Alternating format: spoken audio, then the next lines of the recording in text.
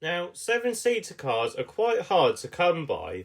Not many people know what one to have. Well, if you want a luxury, reliable and well-built seven-seater, you will automatically think of a German seven-seater like an Audi Q7, BMW X5 or even a Mercedes GLE that would do the trick. But I'm going to throw a towel into the works and say, what if you wanted an electric version? Now that's got you thinking. Well, don't worry, as Volvo might have you covered. This is the new Volvo EX90. Let's have a look to see if this is any good at being an electric SUV, but also being an electric seven-seater SUV. Welcome to Everything Cars and More.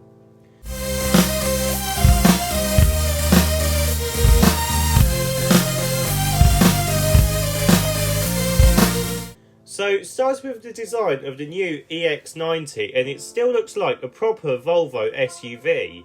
A dependable and capable design with a go-anywhere attitude. To start with, we get these extremely slim headlights that look like they are just a daytime running light, which technically you are correct.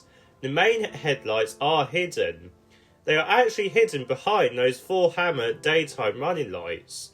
When you turn the main headlights on, the daytime running lights split, which basically means it's a modern take on the pop-up headlights. It is a very clever trick to make on a car to make it look very modern, but it could also break easily and cost you a lot of money. We will have to wait and see what it is like. Now, we don't get a grille on this car, which is to be expected, but we still get the usual Volvo logo and chrome bar, making this car look like it still has a grille.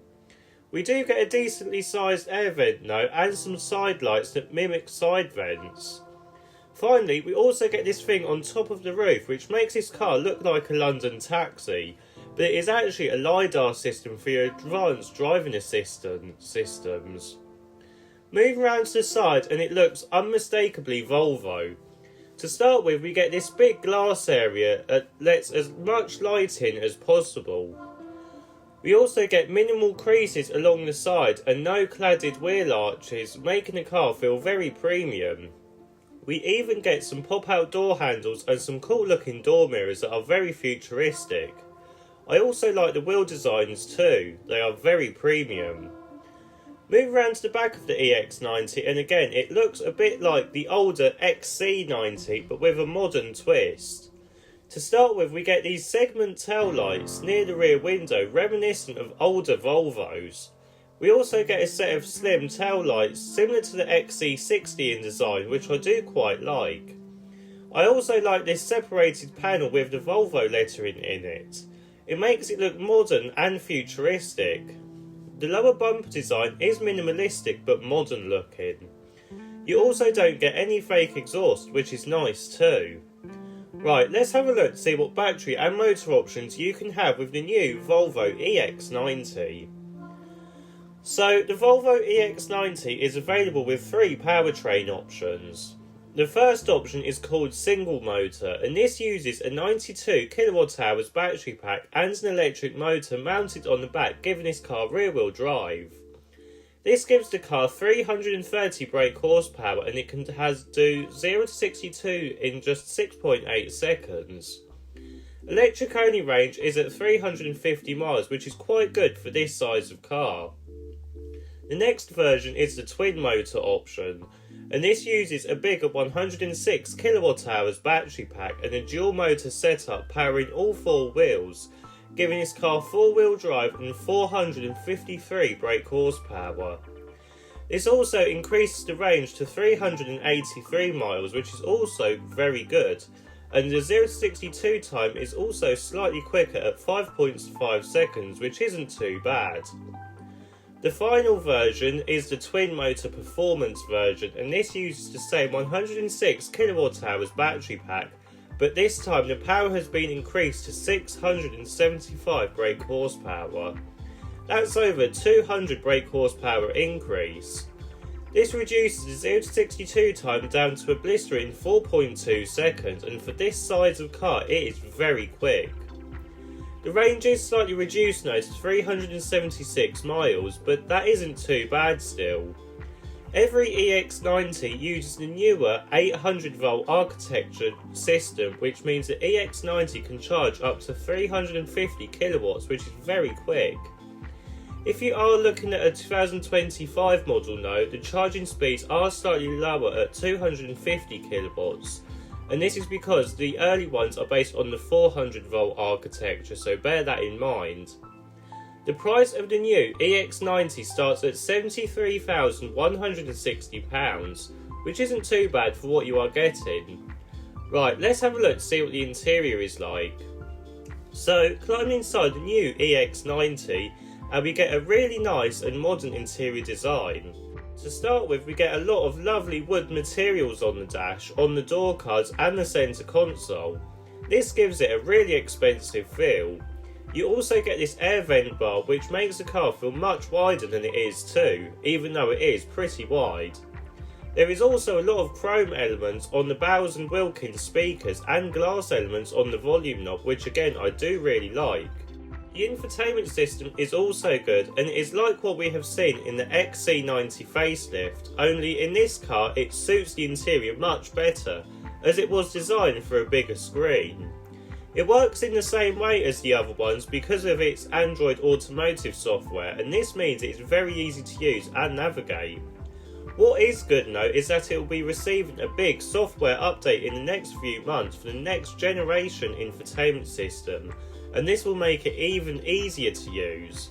We will have to wait and see on that, and I will do a little review on that latest infotainment system in a few months' time. In front of the driver we do get a small instrument cluster, but this does house all of the important information, and it also looks very modern too. You also get some newly designed indicator stalks which feel much more premium than the older ones, and you also get a stalk for the gear shifter for the first time in a Volvo. The steering wheel is also new and is much better than the older steering wheel designs like what the XC90 has, apart from the weird sensitive touch buttons that aren't easiest to understand, which is a bit of a shame. They do look nice though, I just wish they were physical buttons. The centre console again is very high end and has this floating design to it, making way for a lot of room underneath, even for a backpack for example. The seats are the usual Volvo seats, which means they are extremely comfortable for long journeys. One thing I can tell you now is that Volvo hasn't lost their touch with interior designs. It is definitely up there with Range Rovers, that's for sure. Right, let's have a look at the most important part, the rear seats.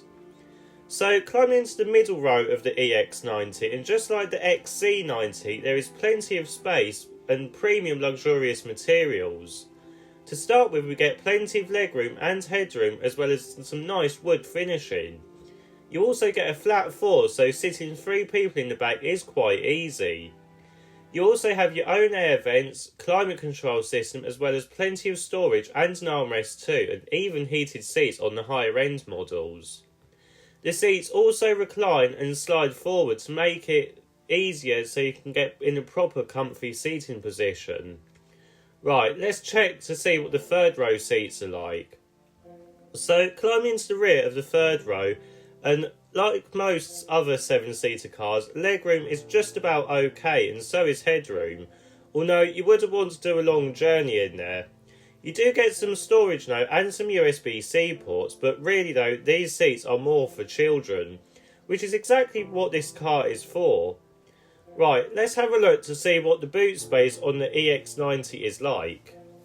So, opening the boot to the EX90, and with all of the 7 seats up, you get 324 litres, which isn't too bad, and is similar to a family hatchback, so it is definitely usable.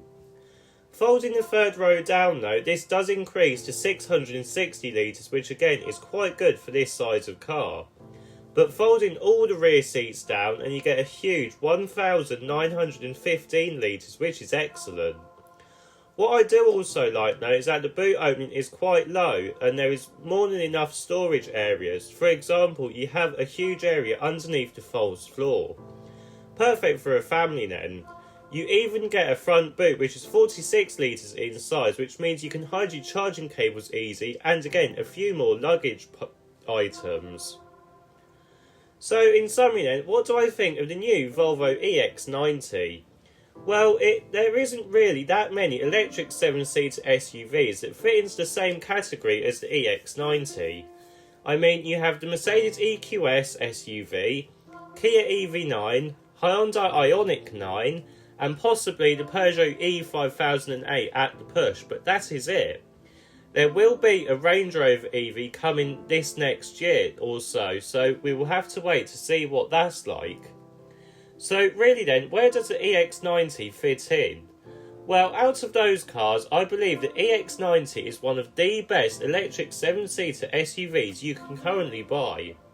The design is on point with other Volvos and the interior is one of the best in the market too. Now, don't get me wrong, it isn't the best SUV on the market, but it isn't far off. Now, when it was revealed back in 2022, it was severely delayed and it didn't hit the market till last year.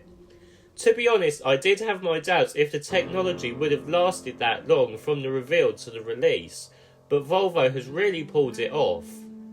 They have used that delay wisely and turned the EX90 into one of the best electric large SUVs you can buy. Well done, Volvo.